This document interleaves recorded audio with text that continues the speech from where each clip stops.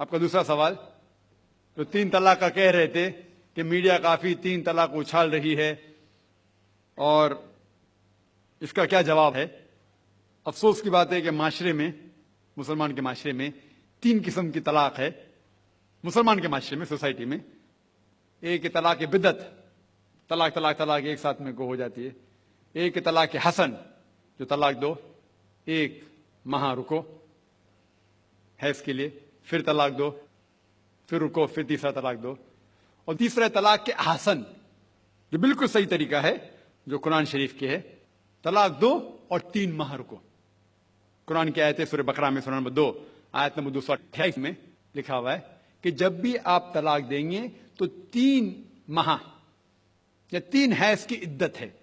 تو طلاق پورے مکمل ہونے کے لیے 3 حیض یا 3 ماہ، 3 menstrual سائیکل اور 3 monthly کورسز مسٹ ہے، کمپلسری ہے. افسوس کی بات ہے کہ یہ جو اختلاف امت میں ہے اس کی ایک وجہ ہے. ایک صحیح حدیث ابن عباس رضی اللہ عنہ وہ فرماتے ہیں کہ محمد صلی اللہ علیہ وسلم کے دور میں 3 طلاق ایک ہی مانی جاتی تھی. حضرت ابو بکر کے دور میں 3 طلاق ایک ہی مانی جاتی تھی. حضرت عمر کے پہلے 2 سال کے دور میں 3 طلاق ایک ہی مانی جاتی تھی. لیکن اس کے بعد حضرت عمر رضی اللہ عنہ اس سچویشن کو دیکھ کے وہ کہتے اگر کوئی شخص 3 دے دیا تو 3 ہو جاتی ہے. اس حدیث کی وجہ سے جو اختلاف امت میں ہے اور کئی علماء میں اختلاف ہے، لیکن علماء میں اختلاف ہے رہیں گا ایک منچ پہ آئیں گے کہ اللہ عالم. لیکن اگر آپ قرآن کی روشنی میں پڑھتے ہیں، قرآن میں طلاق کا ذکر کیا گیا ہے سورہ بقرہ میں سورہ نمبر 2 آیت نمبر 228 سے لے کے 240 تک، اور سورہ طلاق میں سورہ نمبر 65 آیت نمبر 1 سے 7. جو قرآن مجید میں طلاق کا ذکر ہے اس کے اندر یہ ہے کہ کبھی کوئی ڈفرنس آف اوپینین، کوئی جھگڑا ہو جاتا ہے شوہر اور بیوی میں، تو پہلا شوہر بیوی بیٹھ کے بات کرے. ایسا نہیں کہ بیوی نے نمک زیادہ ڈال دیا اور طلاق طلاق طلاق کہہ دیا اور طلاق ہو گیا. اگر بیوی میں نمک زیادہ ڈالا، بولے آپ کو نمک کم چاہیے، معاملہ سلجھ جائے گا. بیٹھ کے بات کرو. پھر بھی بات نہ بنے تو اللہ تعالیٰ فرماتا ہے سورہ نساء میں سورہ نمبر 4 آیت نمبر 35 میں کہ آپ کے درمیان ایک حکم رکھو، ایک آربیٹر بیوی کی طرف سے، ایک آربیٹر شوہر کی طرف سے.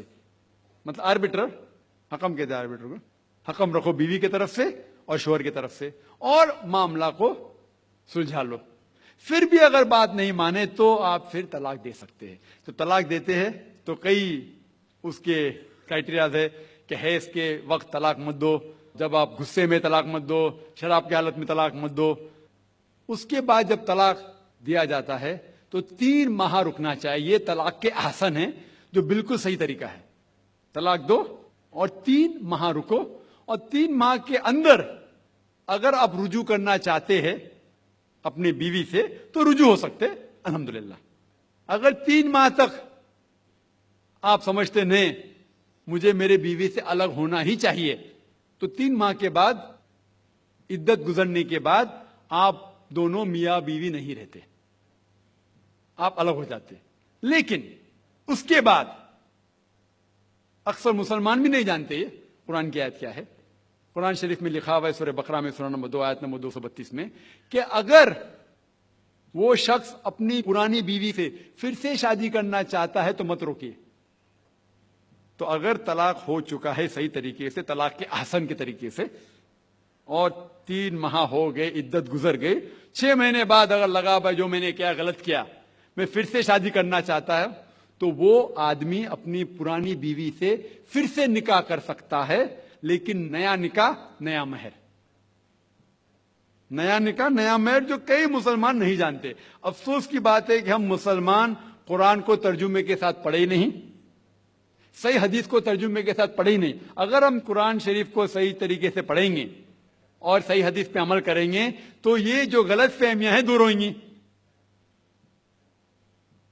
اور پھر سے اگر شادی ہوئی، پھر سے آپ ساتھ میں رہ سکتے، پھر سے پرابلم ہوا تو پھر طلاق دو، پھر 3 ماہ رکو، پھر سے الگ ہو جاؤ، پھر سے آپ چاہتے پھر سے شادی کر سکتے. 3 बार जायज है, तीसरे बार आखिरी बार है, उसके बाद आप फिर से शादी नहीं कर सकते जब तक वो दूसरी किसी से शादी नहीं करे। लेकिन मैंने अपनी जिंदगी में एक भी शख्स मेरे